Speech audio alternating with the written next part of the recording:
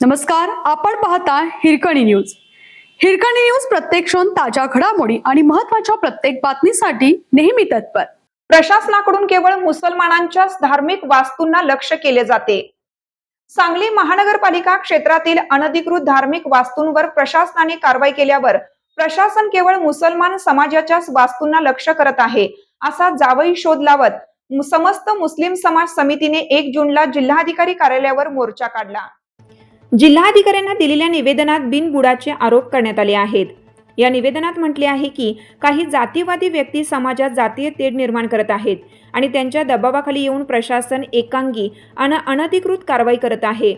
मुसलमान समाजाच्या वास्तूंना कोणतीही पूर्वसूचना किंवा नोटीस न देता रात्रीच्या वेळी पाडलं जात आहे. सांगली जिल्ह्यात अनेक सार्वजनिक आणि मोकळ्या जागांवर अनधिकृत धार्मिक बांधकामे उभी राहिली आहेत. जिल्ह्यातील विविध धर्माच्या अनेक अनधिकृत धार्मिक वास्तू, मंदिरे तसेच इतर बांधकामे अस्तित्वात आहेत.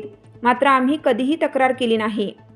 जर आमच्यावर कारवाई झाली तर जातीय दंगली घडवण्याचा प्रयत्न केला जाईल अशी गर्भित चेतावणी देत प्रशासनावरच दबाव आणण्याचा प्रयत्न केला. आपल्या हिरकणी न्यूज चॅनलला लाईक करा, शेअर करा आणि सबस्क्राईब करायला विसरू नका आणि रहा अपडेट.